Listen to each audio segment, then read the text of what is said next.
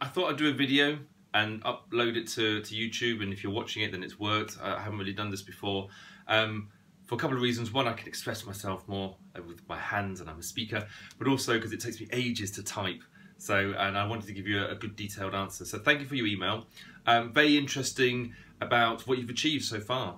I mean, wow, you say you've started running and then you reel off a list of things that you've done.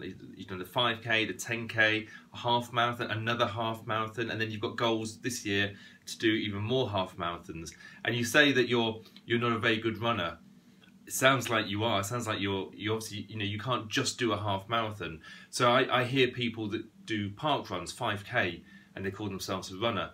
And I think, well, okay, that's good, but you've gone further than that. So, don't compare yourself to others. It sounds like you are a runner. You are a good runner. You're doing it. You clearly want to be better than you are, and that's fine. So let's see if I can. I think there were 3 questions that you asked me, and thank you for your compliments. I'm glad that you were inspired. So one was, how do you, and you've lost, what, 5 stone, 1 pound? That's great, and you want to lose even more weight. Now, I'm not a real weight expert. I lost weight when I started training really hard, so I haven't really got much advice. So a lot of my advice is very much common sense. So I didn't have a coach, I didn't have a diet coach or a nutritionist or anything like that, or a training coach. So a lot of it I've just used, and it worked. So to lose weight. So I generally, if you keep fit and healthy, you generally don't want to eat bad food. But my biggest message on losing weight is if you don't want to eat it, don't buy it. Simple as that. So if you don't want to eat chocolate cake's lovely. Of course you want to eat it, but if you don't want to be tempted by it, don't buy it in the first place. Don't put it in the fridge. Same for me, alcohol. Not that I've got a problem, but if there's a bottle in the house and it's been a long day, then I'm very tempted just to have a glass or 2 or maybe 3. However, if there's no bottle in the house, then I go, okay, I can't be bothered to drive down to the shops. It sounds a bit desperate as well if you have to drive down to the shops, get a bottle, come back and then have a glass or 2 or 3. So don't buy it. So that would help. Also noting things down, writing things down about what you're eating, and then you can see your progress. So that might help. But I think your weight, losing more weight will really come into it the more training you put into it. So you wanted to know about believing in yourself and V02 Max. Now V02 Max, yes, I've heard of V02 Max, and you would have thought as an elite athlete that I would know everything about it. I don't. I'm really quite ignorant. I have been tested for it, and I had to Google it to remind myself what it is, and it's sort of about lung capacity, and I go, oh yeah, okay. So what advice can I give? The only thing I could think, once I read that, I thought about what I used. And when I was looking at it, it actually refers to V02 Max. So amazing. So what it is, it's called a Borg chart, B-O-R-G chart. And if you Google it, you'll get one, images, download it. This is a Borg chart. So let me show you. So basically, let me talk you through it. When you do exercise and you finish and you write down your times and your distance, you might even have your pulse. If not, that could be a really good gauge to find out what your pulse is, and just note it down. See how much you're pushing, your maximum and maybe your minimum, nothing too technical, or maybe your average pulse. You might put some comments into it, as in the weather or the conditions or how you felt. That's always really good, whether it was like, oh, really tough, or like I was buzzing. And then you've got a column for the Borg, and you put in there a number. What number? So number 0 is falling asleep, and then it goes up to 3 or around this area is absolutely no exertion, so you haven't pushed yourself. So it might be walking, very, very light, so that's like walking fast, very light, moderate. So now you're jogging, okay? You are pushing yourself, but you're only jogging. Hard, and then we go up, very hard, very, very hard, and maximum all out. Number 20. Number 20 is pretty much when you're just about to die, okay? Because you're pushing, don't go to 20. So if you're pushing yourself that much, you put a 20 or 19. But what I didn't realise is down here it says V02 Max, which is exactly what you're talking about. So it does connect. V02 Max is about hard, when you're pushing yourself hard, and it's 15 or 14. So what I'm saying is, when you've done your exercise, you put down how much you've pushed yourself, and you can gauge it. So the next time you go out, you love to compare your last results. You can see what your what your Borg was, and to increase your VO2 max, you need to push it up a little bit. So on a really hard workout, you want to be pushing it at about 18. It's all about going out your comfort zone. So that's my biggest advice really, is when you're running, very simply, especially for the distances that you're doing half marathons, you've got to do some endurance, absolutely, to survive and get round. But you've also got to do some speed work. Speed work is hard and painful.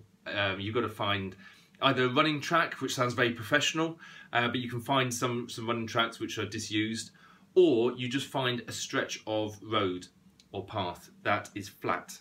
And if it's got lampposts on it, that's really good. So you can use the lamppost, so you can sprint from one lamppost to the next one, then jog to the next lamppost, then sprint to the next one to get your VO2 max up, your Borg. So your Borg needs to be like 18, 19, really lift those knees up, chin up, get all the air in, and almost collapse when you get to the lamppost and jog, and then blitz it again. So you do circulations like that. You can Google some proper training exercises, but I think you can pretty much do this yourself. You know, one evening you do sprint sets and you go out your comfort zone. The other day you do endurance, which is, you know, a bit more of a jog, but for longer distances. So hopefully that, and that will help your VO2 max, but hopefully the advice helps you to do that. The last one was believe in yourself. How can you believe in yourself? By reading what you've done. It's amazing. Where are your medals, I would ask? Are they in a drawer? Are they're hung up? Do you have photos of you achieving these things? I think you've done a lot already, and it's about telling yourself what you have achieved so far, giving yourself that pat on the back. Like I said, sometimes nobody else will. So give it to yourself, and I mean physically, not in your head, actually physically, because then your body reminds yourself of the physical contact of when you've done something that's really good, when you've not eaten badly, when you've done a really good workout, a good run. Pat yourself on the back, and your muscle memory will remember that, and that will make you feel good. Believe in yourself. I think the other thing is about why you're doing this. So think about why. What motivates you to lose weight? What motivates you to keep healthy and to run? There's usually two ways of looking at this, and I shouldn't presume, but maybe initially it sounds like you were overweight by 5 stone, so you've lost weight. So I would say that you were moving away. So your visualization might have been, I don't want to be like that anymore. I want to be, less weight. And you've done that. Clearly, 5 stone is amazing. So you might in yourself think, I've done it, I've achieved. I can now relax. I'm okay at this. However, you're saying in your email that you wanna keep going. So what can you use to motivate you? So the other thing is the other way. Is there something or somebody or yourself, a visualization that aspires you? So think about what you want to be like.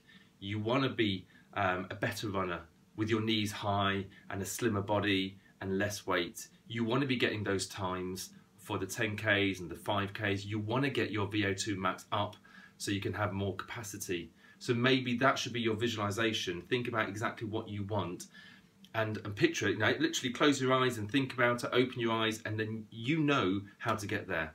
You've got all the answers inside yourself. You've just got to let yourself come out with them and then do them. So that would be my advice on that, if that works. But it's very hard because without having a two-way conversation, to presume, I'm presuming a lot, but I hope that helps. And yeah, and keep in contact and believe in yourself. You've got to believe in yourself. You've got to find out what motivates you. Also, you've already mentioned that the weather, you think you're using that as an excuse. Good, okay? Not good you're using as an excuse, good, but good that you're aware of it. The weather in winter is always an excuse. It's dark, it's cold. Okay, so what can you do to beat that? Get a coat, get a running coat, get something. Other things like that you're using as excuses, be open to them, make sure that you're aware of those. And also, what can you do to defeat them? So buy a coat, then you can go outside. What's your anti-kryptonite? So the kryptonite is when, you've had a stressful day, you've had a busy day, maybe you've got an injury, there's lots of excuses. What can you do so you can still do stuff? So for me, one example is music. If I get the right music, a good playlist, I can push a button and boom, off I go. Not completely, not just like that, but it helps me. to get over those obstacles, those excuses, and then I can go off and achieve. So I've been listening to music driving home, and I'm all pumped up and hyped up to work on my business. It's a little bit different from physical exercise, but I'm also wanting to get back on the rowing machine and do a little bit more on that. So hopefully all that advice helps. My goodness, I just looked at the time. It's like 10 minutes, so I've been babbling on. And keep in contact. So good luck, and I'll speak to you later if necessary. See you later.